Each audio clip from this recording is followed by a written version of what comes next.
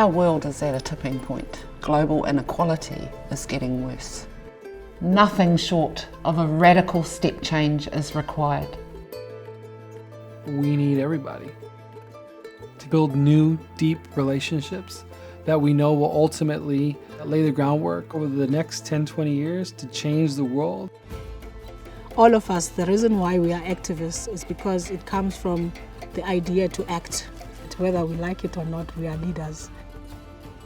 Indigenous-led practice is holistic, and that's how we see the world. We are committed to working for the betterment of human flourishing. So commitment to equity, a commitment to impact. The global pandemic revealed existing inequities and made them more pronounced. And so the call for equity across the world has amplified even more. The Atlantic Fellows community is made up of 7 programs, diverse in location and focus, but united in their pursuit for equity.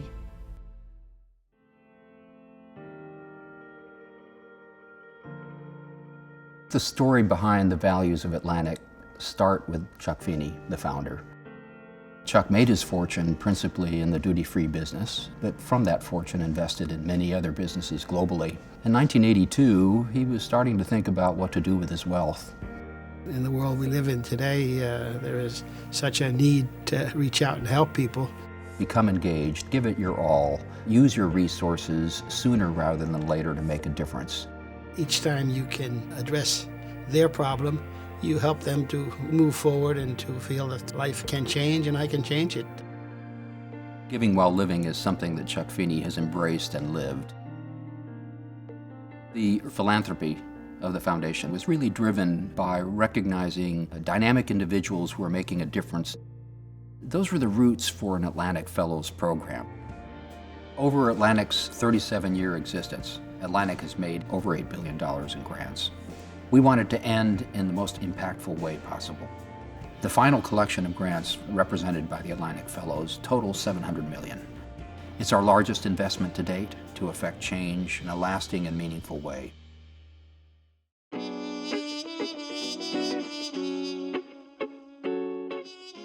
Atlantic Fellows for Racial Equity is located in the United States of America as well as South Africa. These 2 countries have inspired generations of activists, of political leaders and thinkers. The systemic problem with education is that it's not centered in racial equity. It's not centered in racial justice. We're here to put pressure on City Council and the mayor to say it's time to get to work. It's time to put forth a budget that is centered in racial justice. They have an opportunity to make sure those dollars that were meant for these children get to these children, get to these communities. Liberation to me means that every day a child wakes up, they will have food to eat that's healthy. They will have a roof over their head. They will smile when they wake up, when they go to school, and when they come home.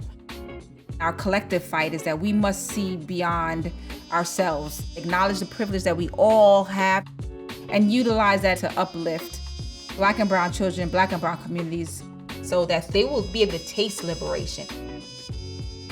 At the Atlantic Fellows for Racial Equity, I don't think our programming has ever stayed still. As the world continues to move, our fellows continue to grow and evolve. We're learning from the work and evolving, but so's the world. When you look at traditional instruments, they've lost their value. The young people, there's not so much that they know about their own history. I am using traditional bow instruments as a symbol of purification against colonialism, against white supremacy, against anti-Black racism.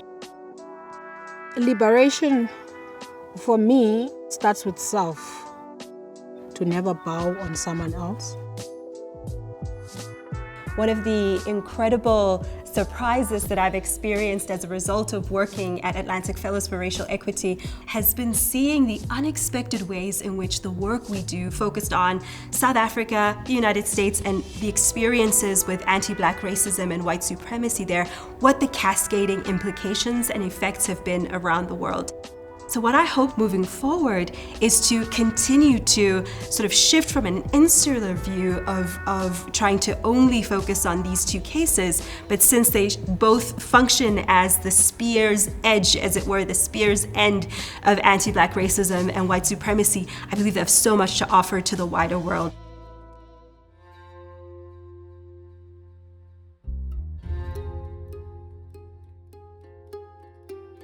For the Atlantic Fellows for Social Equity program, we focus on Indigenous communities in Australia and New Zealand. Our mission is an Indigenous-led social change program. I'm a deaf Aboriginal woman. I travel around Australia working with deaf and hard of hearing Aboriginal people who are often marginalised by the system and how that impacts on their lives. As you can see, I look white. People have these assumptions that this is not my community. And I say, excuse me, this is my culture, this is my community. I can't give it up. In Australia, we have the highest number of Aboriginal people or Indigenous people with a hearing loss in the world. So always have that very open mindset. What are some things that are important to be able to connect and communicate with Aboriginal people, especially those that are deaf and hard of hearing? The fellowship gave me the opportunity to connect deaf Aboriginal women. The government, they fail to provide, they fail to protect. And so for us, as deaf Aboriginal people, we have no voice. And if I can give just a little bit of my knowledge to empower people to be the best that they can be, why wouldn't I? Our job really is to amplify the voices of Indigenous communities. As our fellows go into the global network, they will make connections with other Indigenous fellows and non-Indigenous fellows. The world needs us, and it needs our knowledge. We need multiple ways of bringing about change. The system's only going to change from people who buck up against it.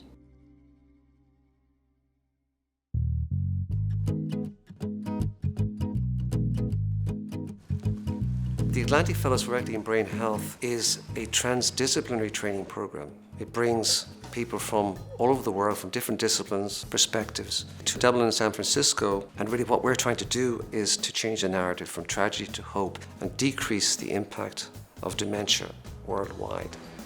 Most studies about Alzheimer's disease and dementia have been done in developed countries. One of the benefits of the Atlantic Fellowship for Equity in Brain Health is that we're now able to add to the conversation and our voices are being heard. How you been? Well, the memory never so good. No. What about Mrs. McDonald? Well, remember what she have again? She have a multiple amount of problems. So do you think that she would benefit if the clinic was able to come to her? Yeah. Yeah? Greatly. Yeah. So the fellow may have had one idea when they came into the program, but that morphs based on their experience and what they implement back at home in terms of diagnosis or care or support or innovation for people living with dementia could be completely different to what they thought they would do when they come in. My research project is a feasibility study on a home-based primary care program to socially isolated older adults who are cognitively impaired to see if we can decrease their rates of acute hospitalization, if we can improve their quality of life, and if there is some improvement, how can we do this on a larger scale? On our own, one of us doesn't really have the solution. But when you bring diverse opinions, ideas into a room, you can often arrive at a solution together. creating this curriculum, this learning experience, this program that works for the scientist, for the architect, for the engineer, for the writer, for the musician. It's a huge challenge. I think we've met the challenge, and I think we've succeeded. Being an Atlantic Fellow, it gives you a sense of purpose and a sense of community and a feeling of belonging on a world stage.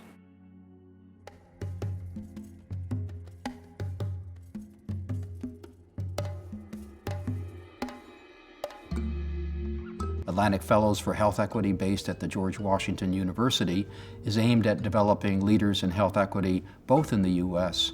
And from all over the world. The program for health equity in Southeast Asia grew out of our work in Vietnam, but expanded to health equity in Southeast Asia. In South Africa, we have initiated a health equity fellowship program based at Tucano. The vision of the program is a more equitable South African society where all people enjoy equal health status. Our mission is to build a community of people who share commitment to health equity, who want to advocate and learn and collaborate to address the social, economic, and other drivers of health inequities. We need resources that helps the community to move forward. If people do not have land, then they develop other health issues. Let us come together on this issue of landless. Ngithi niyazi ukuthi kulolu stand ngaye ekhasi. Sure, that's the way to say it. No, siyongena la sothatha umhlaba. Occupation is a means to an end, to put the state under pressure. You occupy, but the struggle continues because you still want the place to be formally developed. We are coming here to reclaim our land, to reclaim our spirit, to reclaim our identity. Land is the primary source of life. It gives us food, it gives us water, it gives us a possibility as a human being to live a life with dignity and respect.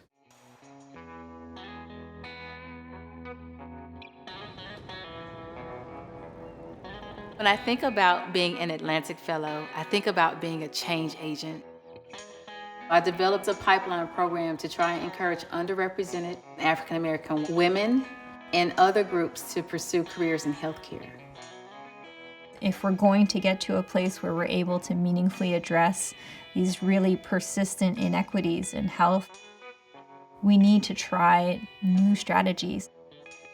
Our fellows who have those stories, who have already realized success and are able to share that, are able to inspire their others who are just starting on that journey. I grew up in North Memphis, single parent home, did not know my father, and I ultimately went to Harvard University. So never put a limit to what you can do. At my office, I have an open door policy where if a student has an interest in any field of healthcare, they can come and shadow me. You can keep this jacket too. Thank you. You'll be official. Kayla, did you enjoy it today? I did enjoy it. You really have me really thinking about going into the dentistry field. You have a lot of time to decide, what you want to do, but definitely follow your heart. Being an Atlantic Fellow has made me reevaluate my career trajectory. And I think in order to have long-term, long-standing change, you have to have a seat at the table. And that's all a result of being a part of this fellowship. The diversity of our fellows keeps growing, and we keep learning as the community becomes more diverse and as we reach out to those who have entirely different ways of approaching these problems. The Atlantic Fellows for Health Equity in Southeast Asia reaches through all the countries of Southeast Asia plus China. Our mission is for a fairer, healthier Southeast Asia through the development of a new generation of young change makers in the region to improve health equity.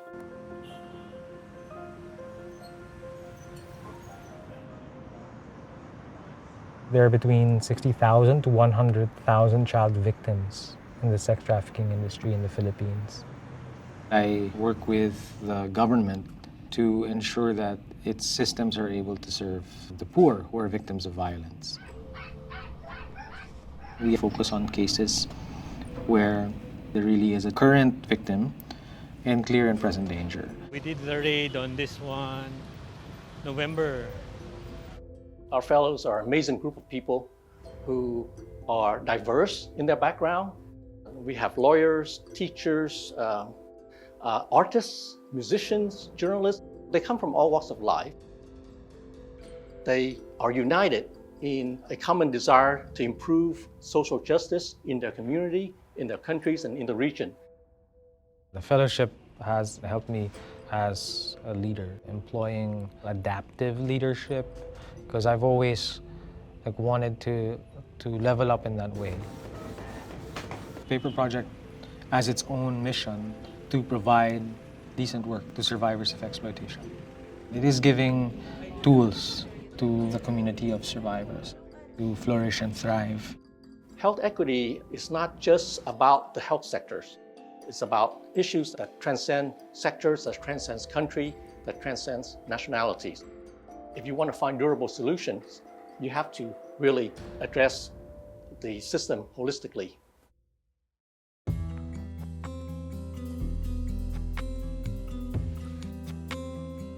The Atlantic Fellows for Social and Economic Equity program, based at the London School of Economics, combines cutting-edge research on inequalities with the work of our fellows from across the globe. I work with widows in a rural community in Kenya. I love my culture, and it's a beautiful culture. But widows experience stigma in many levels. The widow has to be sexually cleansed to clean her of the omen of death. It is repeated and repeated and repeated, and it's clouded in a blanket of silence. It is the one place that HIV and AIDS continues to be spread without anybody looking at it. What are your challenges? Where are your needs?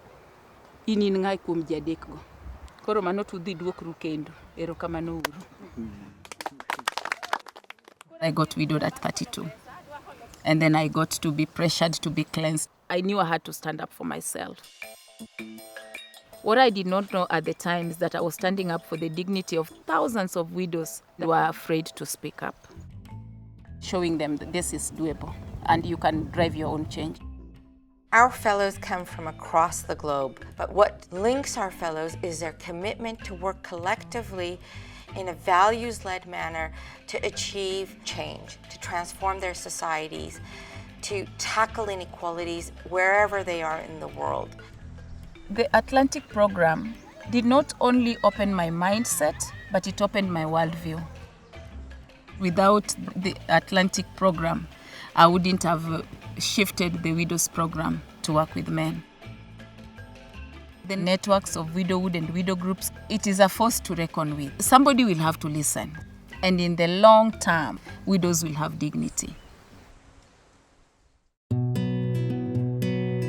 As fellows graduate from the 7 programs, they join a global community, a global family. The Atlantic Fellows community fundamentally is underpinned by a belief that coming together across the world in a global community will make the greatest difference to global inequities. It's not possible for one individual to make the change that we want to see. So our work is to bring those who share a value to share a vision.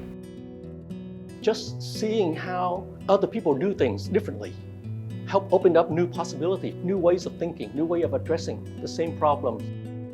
It might be a neurologist from South America, an activist working in racial justice in the United States, an administrator from the Prime Minister's office in Australia. What can be learned when these fellows come together? And that's where the Institute comes in. The Atlantic Institute seeks to create a community of like-minded individuals to achieve fairer, healthier, more inclusive societies. We do this by connecting fellows from across the world to imagine anew and to begin collaborating between programs, fellows, and geographies. Each year we bring the Atlantic Fellows community together to a global convening where the fellows are able to meet each other, connect, and to begin collaborating for greater impact. And in the new world post the pandemic, we're still deeply committed of bringing fellows together in person as well as virtually. Health equity is resilience. Resilience. Health equity is justice.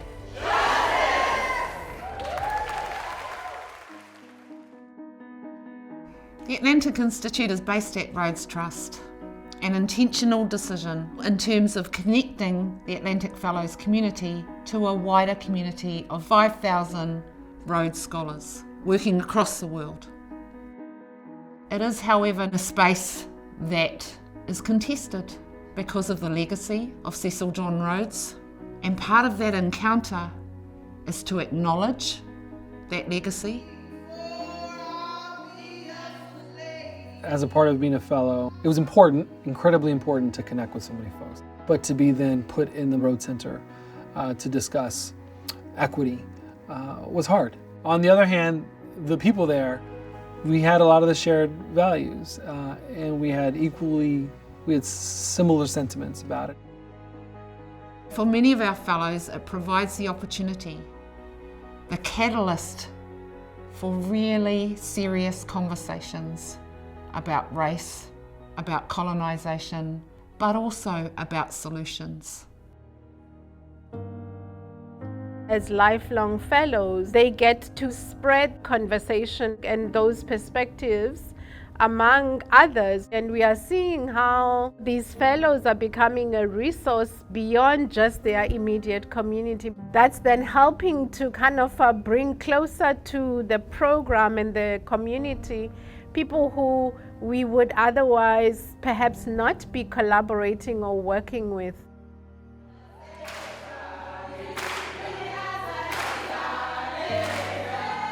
In most cases, activists, they always give care to other people without giving care to themselves. So I learned about that it is important for me to also give care to myself as a person so that I can then be able to serve other people. My culture to your culture, I acknowledge, I see you, thank you. Fellows reflect on the fact that they are emboldened to take risks that they wouldn't otherwise have taken. They feel supported by the community to take on grander visions, bolder goals, and that's exactly what's needed in this space. The question we ask our fellows is, what will your legacy be in terms of leaving this place better than how we found it? This exchange for me is to find a global means of solidarity. How do we realize that we all belong under this universe, and how can we help one another? The biggest thing is the value of relationships. There would never be an opportunity to meet with change makers of this caliber from all over the world. You just couldn't create this. It's a collective we that needs to make this change. Come in ready to receive. Let's keep the momentum going. When we go back to our countries, let's still keep the connection going. We're starting to see the impact not only of the Atlantic Fellows program in fellowship year, but also the global community and coming together on a global stage. We know that their work will make a difference not just for their country and their community, but on a wider scale. I have never experienced being part of such an extraordinary community. They are fellows who live and breathe injustice. I imagine 10, 15, 20 years from now that a community of Atlantic Fellows, which will range in the thousands, they will in fact change the aspirations that we share as a society as a whole. Being part of this global community is an exercise in real action, in real connection, and real impact that will change this world. On behalf of the Atlantic Institute, welcome. Welcome. Welcome. Welcome. Welcome. Welcome. Welcome to the Atlantic Fellows.